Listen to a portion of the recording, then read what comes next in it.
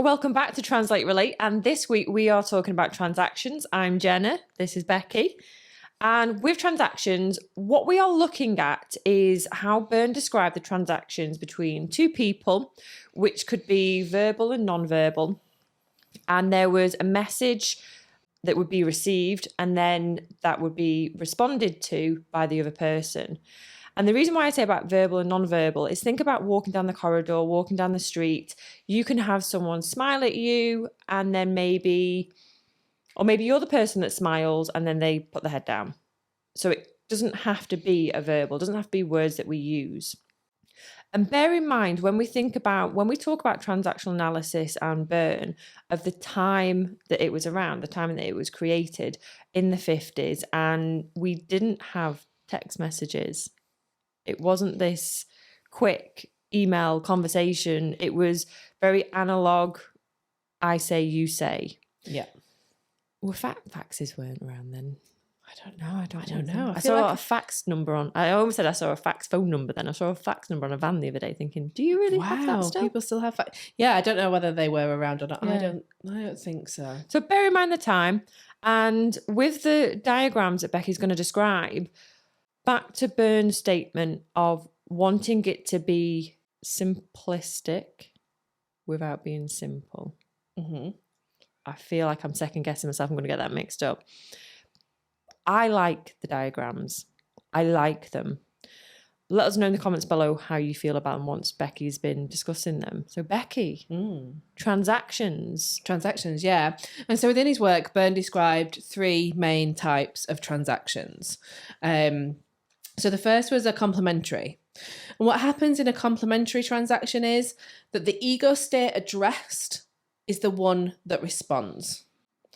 And when you look at the diagrams that we use in TA, so we've got, when we're looking at transactions, we have our two sets of traffic lights stacked on top of each other with our parent, our adult, and our child. And we draw lines to show where we've addressed and where we've responded. And we call those lines vectors.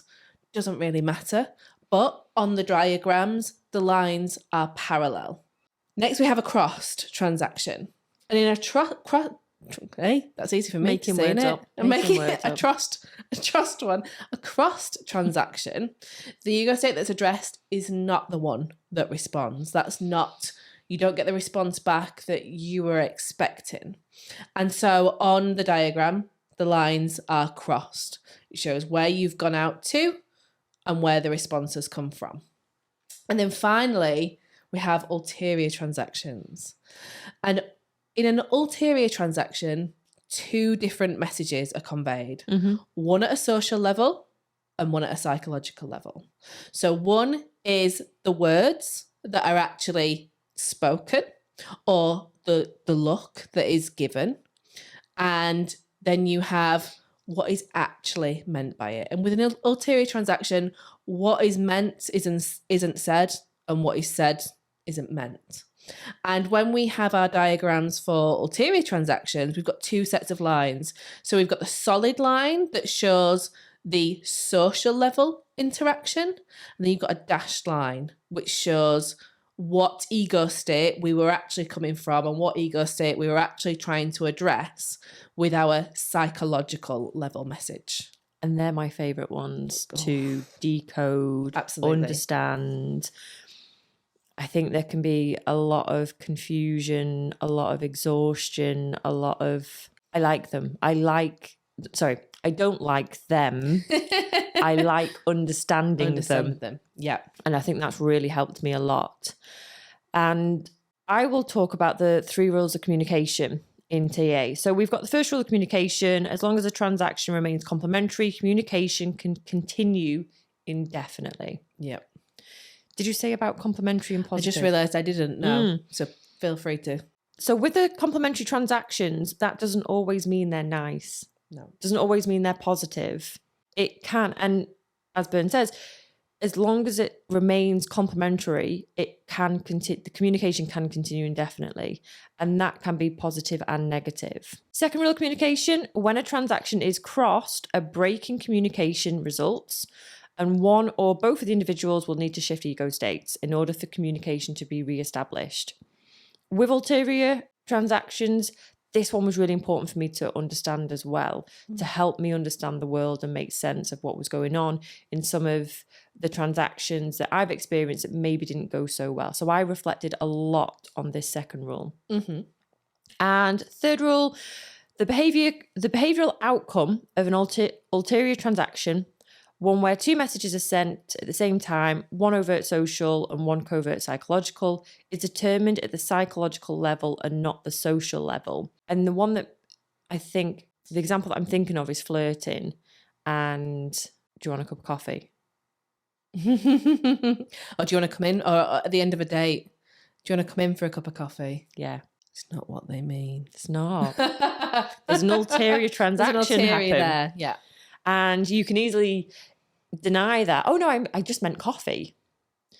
But also, if the person doesn't understand that nuance in language, maybe I don't know, is it transferable for all different languages? I don't know. Oh, no idea. Dating across different cultures. Yeah, so if the other person doesn't understand that and they going expecting a coffee and that's not what they get maybe further advances, then things can change. So I think that's one where it's like, right, okay, yes, that helped me to understand ulterior transactions. Okie dokie. So examples. So complementary work, short, quick, snappy examples. So I'm going to say, Rob, I work with Rob. He doesn't speak to me like this, but just as an example. So we've got Rob, you've missed the deadline again. You're doing this all the time. And then we've got me, I'm sorry, it won't happen. I'll stay late. So with that though, so what was the ego state that Rob was addressing? Where was he coming from? Yep. And where was he going to? So we've got critical parent and adaptive child. And then we've got, you've missed the deadline again. You're doing this all the time. Critical parent and then critical parent me. Well, if you pulled your weight, maybe I wouldn't have such a heavy workload. And then we've got a crossed. So critical parent, you've missed the deadline again. You're doing this all the time. And then adult, me, obviously. Obviously. I understand this might be frustrating. Can we discuss this in a meeting? So I've heard what you've said. I've validated your statement. Let's discuss it and let's have a better outcome for both of us. And then finally, and I did rip this one. Let me just try and make sense of this. Okay. Hi, Jen. This is adult Rob. Hi, Jen. I can see you've missed the deadline again. Can we discuss this in a meeting of what support might be available? Adaptive child, negative adaptive child, Jen. You're always having a go at me. You sound just like my dad. So rewind those examples if you need to go over them again and have a think. Do any sound familiar? Are you caught in any? And that might not have anything to do with work or deadlines, but that could be something around picking up your shoes or something like that. So have a think about those examples. So they are complementary and crossed with a variety of different ego states involved there. Yep. So I'll throw in an ulterior one then, and it's a real life example of. Does it involve coffee? It doesn't. No. That's for the late night show. So ulterior transaction that I'd had with a boss of mine, who used to, it was really normal for this boss to be sending emails at 5:30, 6 a.m. in the morning and still be working away and getting stuff through from him at 11 o'clock. And I'd gone to him from my adult to say, I'm feeling very stressed with the amount of work that I've got to get through at the minute. Expecting an adult response. But the response that I got was, oh, I know what you mean. I'm regularly working 18-hour days. But don't worry about it because I'm a bit nuts and not everyone can work like me. Now, social level, that's, that could be a very caring response. It wasn't a complimentary transaction. He didn't come back at me from, or I don't feel, from adult. It sounds like he's coming from a nurturing parent. Oh, I totally know what you mean. And I'm a bit nuts. But the message that I received, the ulterior message that I perceived was, you are not cut out to work in my team. If you are not willing to work the 18-hour days as well, then you're not cut out for it. Or maybe if you did work the 18-hour days, you wouldn't be feeling stressed about the amount of work that you had. So that is an example of an ulterior. Yeah. And I think a lot of people can get caught in that. And when you understand these things, these transactions, when you understand these patterns, because very often once we spot it, it's like, oh, okay. Yeah, that makes sense.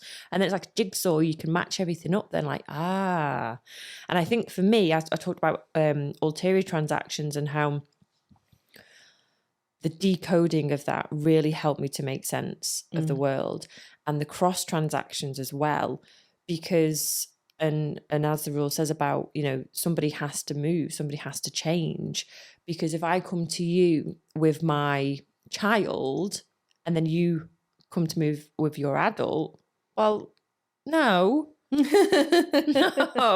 that's not what we're supposed to do. So what's going to happen? Are you going to come playful? Are you going to be more in your parent? Or are we both going to go into adult? Like what's going to happen here? Somebody has to switch or it ends. That's it. Yeah. Conversation over. And what was the statement you said before? Like, where did that come from? Was that what you said before? What statement that I said before? Where did that come from? Yeah, know. Where did that come from? Like, oh yeah. That's that idea of, you've said something to someone, and what you get back is totally not what you've expected. Well, where did that come from? Yeah. Well, with this actually gives you a model to think about. Well, where did that come from? And you think about, well, where was I? I was coming from my child, and I wanted you to be a child with me. I wanted us to have fun. Or maybe, I was coming from a child. I'm feeling a bit unwell, and I want you to look after me. And you haven't come back where I've expected. Whoa, where did that come from? And yeah, it is. This then gives you the tools, I think, to realize where it came from and make that decision. Do I want to switch? Do I want to move? And sometimes, and I've had it with where there's been tension, thinking about when I need to switch. Because if we stay in this transaction right as we are right now, the tension's just going to increase and increase and increase. Yeah. So then, and you hear like cutting the tension. So then I will change. I'm not saying not all the times, but I'm thinking of a situation where I will change because I can just sense it. I can sense it. So I will change. I will maybe become more playful and then just diffuse the situation then. So I think having that awareness, we can then change things around so that we can reduce arguments. I think that's what TA has done for me.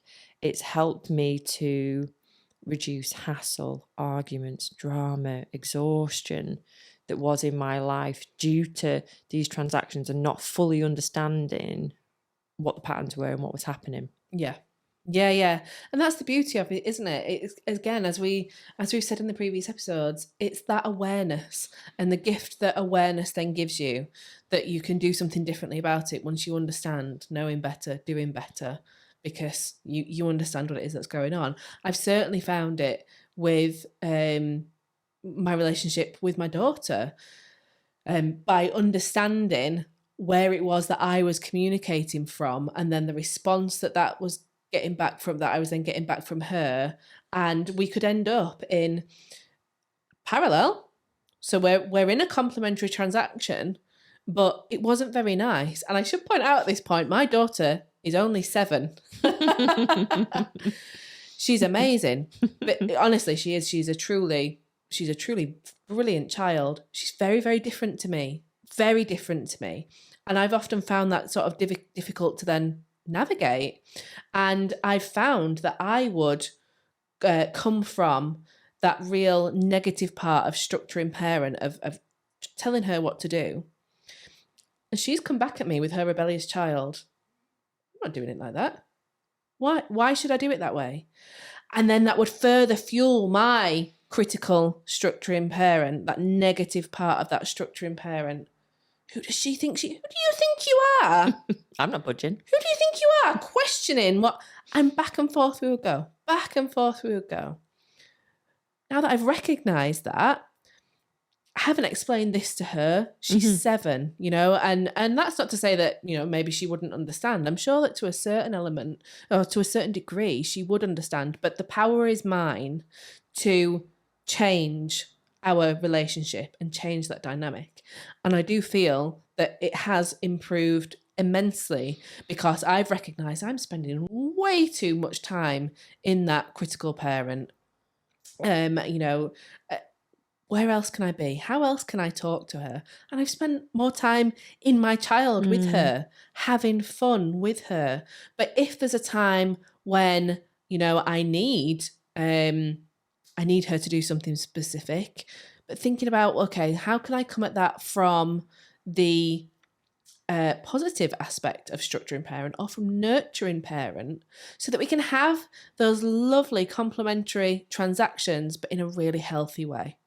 I was surprised about you saying that you don't like the playtime isn't your thing. It's not my natural space. I think we've had lots of fun, lots of wild ideas, and I feel like during this process of starting this podcast, we've had a lot of time for that. So I was quite surprised when you said... do you want to know where that comes from? Go for it. Because I only realised this about a month ago. And this is then what I mean about, you start on this like personal development journey. You start learning about stuff and it never stops. Like things always, always, always come up. But I only realised this about a month ago. Right, so this comes from teenage Becky. Mm-hmm. Teenage Becky had a boyfriend who was in the year above.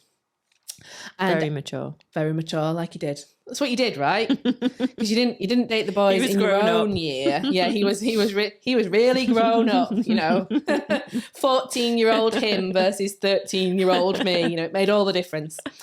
But what happened was, so my best friend through school she was beautiful, absolutely beautiful girl, and she was sort of, everyone fancied her. Kim. Everyone fancied Kim. Everyone wanted to be Kim. I wanted to be Kim, and I was her best friend. And so what had happened was the boy that I was going out with, who, for me was like, love of my life, that was it, like it is when you're 13. And he told me how one day him and his friends had been talking about how fit. I'm not going to say beautiful because that's not the words that you use when you're a teenager. How fit Kim is. And actually, we decided that she's probably fitter than most of the girls in our year as well. That's like the ultimate compliment for Kim, right? Like you are fitter than the girls in the year above. I was very insecure about the way that I looked as a teenager. And I'd said to him, do you actually think I'm pretty? And his response was, well, I'm not going out with you for your personality, am I? Now, that makes him sound like a bit of an arse when we talk about it now. I think that was a bit of an ulterior transaction there. He was trying to give me a backhanded compliment without saying, no, I think you're pretty. But me, teenage Becky, received that as, not only has he not said I'm not pretty, he said I'm boring too, and that I don't have a personality. And so for years, I've then carried on building the story of my life with this idea that I don't have much of a personality, that I'm a bit boring. And so I haven't then spent much time in child playing because that's just not where I am. I'm boring. And I perceive that that's just not where I am. That's not where I belong. So yeah, so that's why we had a wild time. We've been talking about makeup merchandise. Oh yeah, promos. Lawrence Llewellyn, Bowen. Oh yeah, he's dressing came up. The set.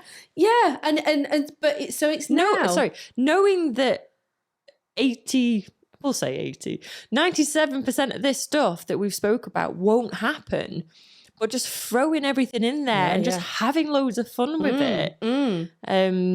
But that's why. So if you think, like, it's only like in the past month that I've realised why this has happened. And I'm like, oh my goodness me, I can't believe I've then spent all this time thinking I don't have this fun side and then not really embracing that fun. Ooh. But now that I know, I'm like, oh, I'm not living with that belief anymore. You just made me think, are we talking about strokes next week? Strokes is next week. Yeah. Yeah. You've just made me think, what do we get strokes for? Yeah. So that'll we'll become clearer next week. Yeah. Yeah. Isn't it interesting how he maybe remembers that conversation? He Probably not. He might not even remember me. Let's be right. Yeah. It's been a while since I was 13, 14 years old. But how interesting that that's had such an impact on you. And we don't know what impact it's had. P.S. I'm not going to bring him in next week to find out what an impact that conversation's had on him or anything like that. But it's so interesting how that has now directed you to a certain part of the ego states. So next week, talking about strokes, hungers, time structuring. Yeah. So that's next week. Yeah. So between now and then, though, start having to think about those sort of transactions that you have in your everyday life. What are those? Where are you having complementary transactions? And are they positive or are they negative? And they're actually, you need to cross the transaction in order to break this cycle that you found yourself in. And I've done this before because I think I'm a person who, when I think about it in my head too much, I just get lost with it. Use the diagrams. So I've drawn it out. So draw out your 2 lots of traffic lights. Okay, where did it start? I started from here. Okay, draw your line across. What response did I get? I got a response from here. Okay, next part of the conversation. What happened next? And work through the conversations that you have and see what happens, see what you notice. Because again, once you notice, you can start to do things differently. Yeah, absolutely. And we'll see you next week.